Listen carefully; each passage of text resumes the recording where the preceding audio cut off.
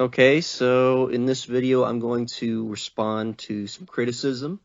Commentator says, I enjoyed your video on homosexuality. However, this video has got to be one of the best examples of parochial thinking I have ever seen.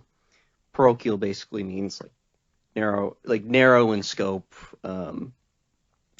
Your average white person doesn't refuse to acknowledge the reality of racial differences because they haven't been given a good enough definition of race.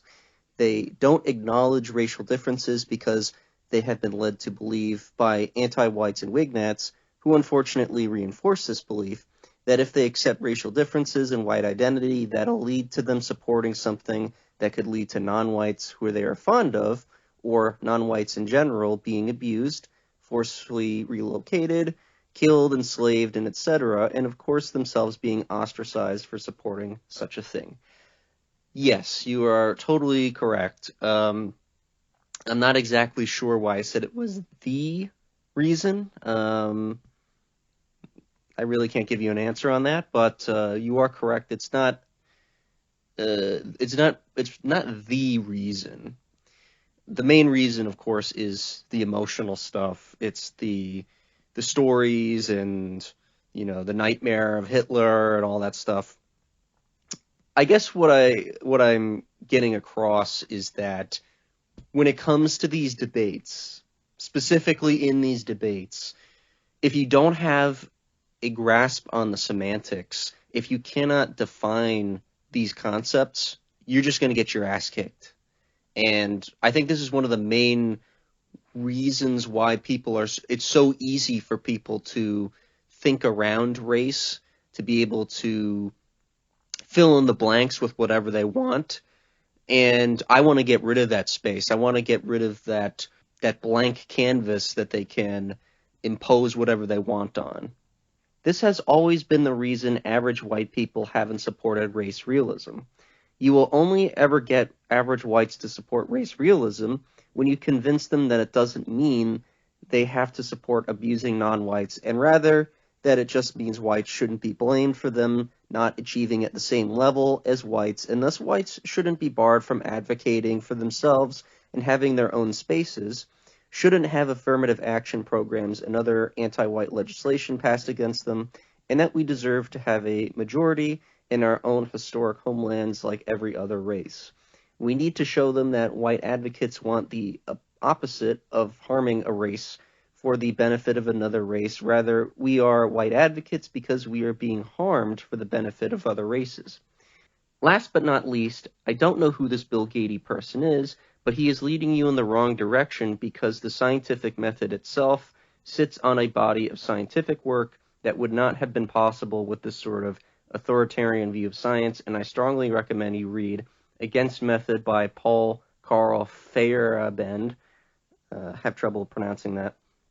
Okay, so when I say that something is not scientific, or this is not science, right? When somebody measures something or somebody observes something that's not science, I'm not saying that you should not do that or you should not study these things. What I am saying is that that is not objective, and that is not how you explain something.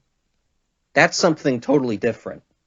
When we introduce belief, when we introduce what we know, right, this claim of knowledge, this claim of truth, that is the domain of religion, okay? It's not science. Science is objective. And while my definition of science is more narrow than the colloquial Enlightenment era science that we are familiar with, the term is used consistently. When you're out studying frogs, that's research. That's not science. Okay, science is when you explain something about the frogs.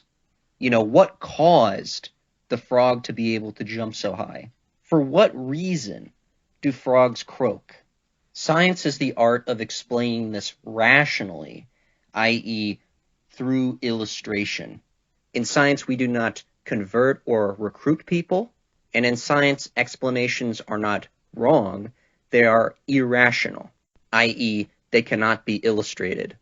Now, this book you mentioned, I am aware of it. It's a book that Luke Smith recommended, and I have not read it, but I do know the basic premise of it, and I kind of disagree with the notion that this is how you achieve objectivity.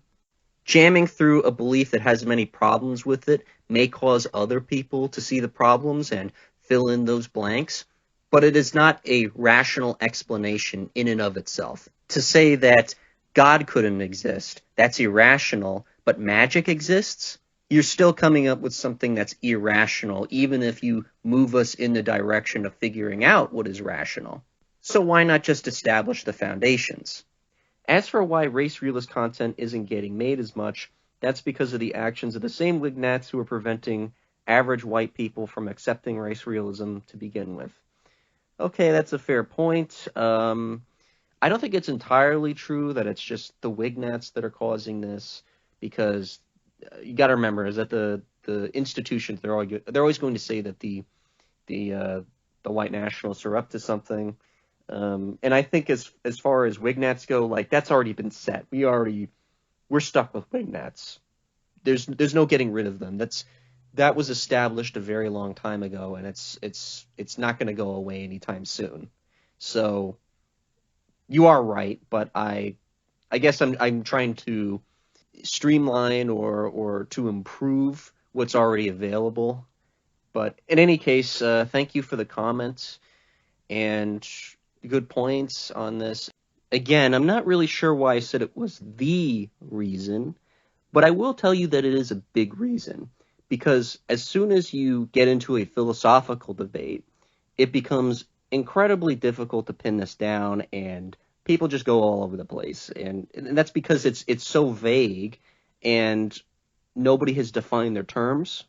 So that's sort of what I'm trying to counter is that vagueness, and I'm trying to control the semantics, basically. Anyways, guys, thank you for watching, and have a nice day.